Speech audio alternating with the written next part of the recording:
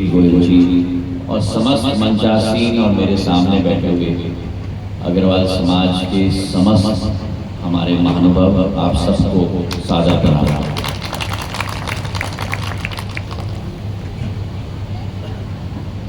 जब परसों शाम को मुझे कहा गया कि हमारे समाज का ये कार्यक्रम आयोजित हो रहा है, तो उसी वक्त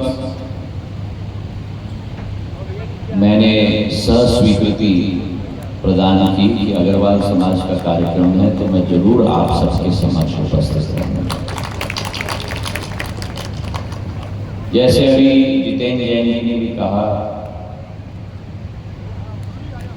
आपके समाज के साथ एक बहुत पुराना रिश्ता सिंधिया परिवार का है। इसके पीछे दो कारण। पहला कारण ये है कि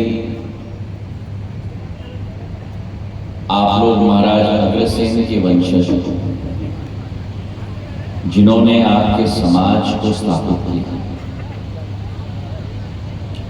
महाराज अग्रसेन जी की जो कर्मठता,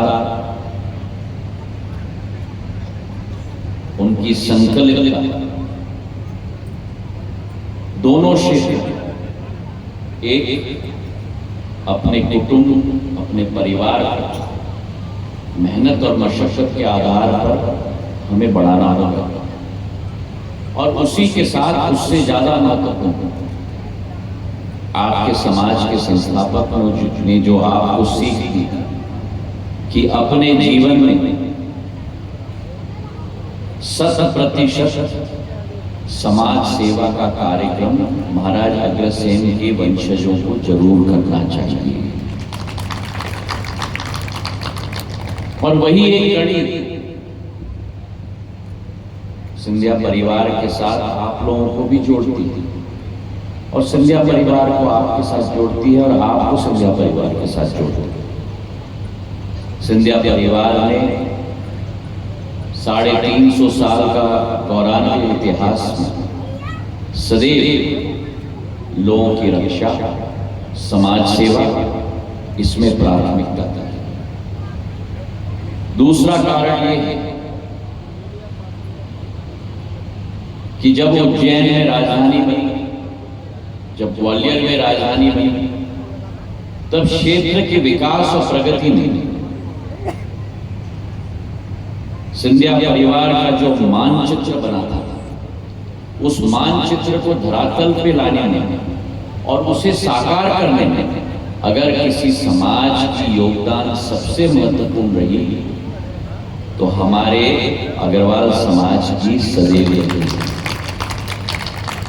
चारों दिशाओं में, उत्पादन में, व्यापार में, समाज सेवा में, उत्कृष्ट कार्य में, मुरैना, श्योपुर, भिंड से लेकर ग्वालियर से लेकर गुना, शिवपुरी, अशोकनगर से लेकर नीमच, मंदसौर, रतलाम, उदाहरण आपको मैं देता हूं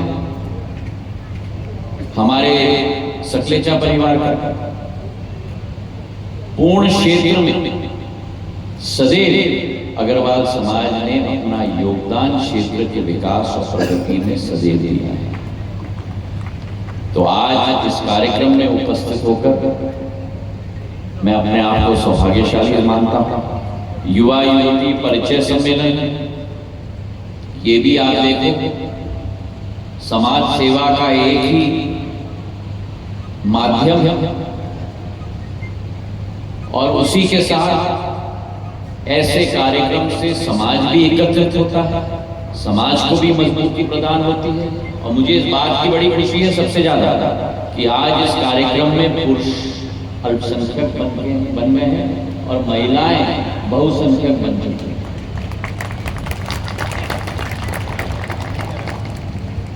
केवल एक चीज मैं चाहूंगा, और मैं हमारे समाज के गौरव जी और बाकी समाज के अध्यक्षगण को भी मैं निवेदन करना चाहता हूं कि जैसे सामने आपने प्राथमिकता महिलाओं को दी है, वैसे मंच पे भी आप प्राथमिकता महिलाओं को दीजिए।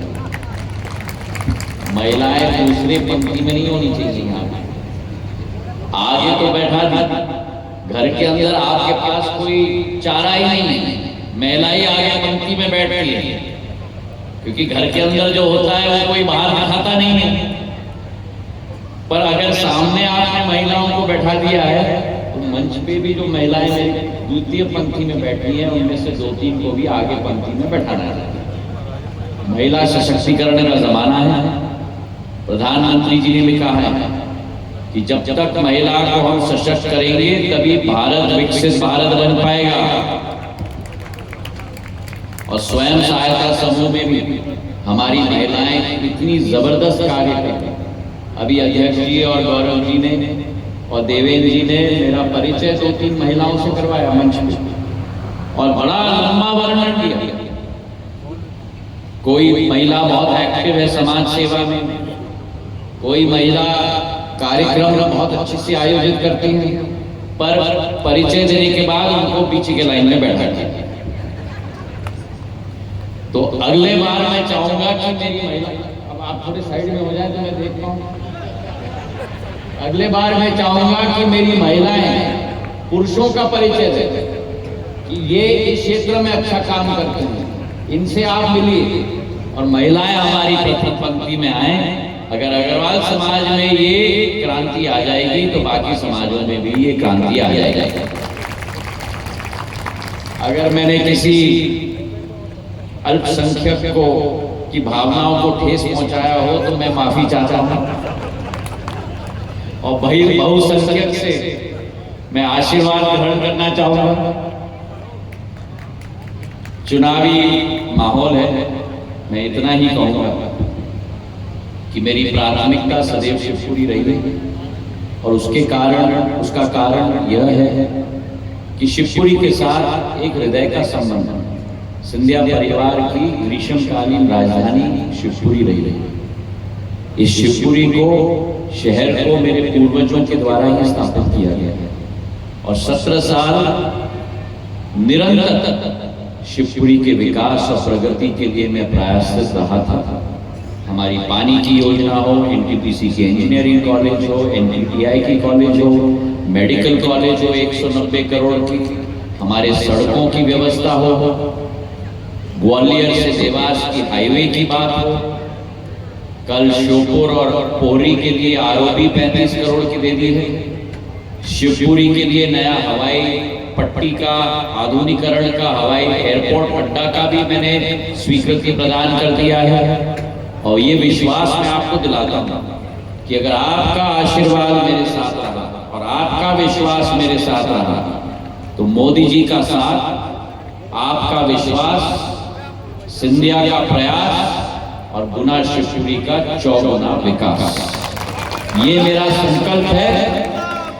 आपका आशीर्वाद रहे, महाराज अग्रसेन जी का आशीर्वाद रहे, इसी कामना के साथ आप सबका बहुत बहुत धन्यवाद। जय हिंद, जय भारत और जय महाराज अग्रसेन। बहुत बहुत धन्यवाद आदरणीय महाराज साहब।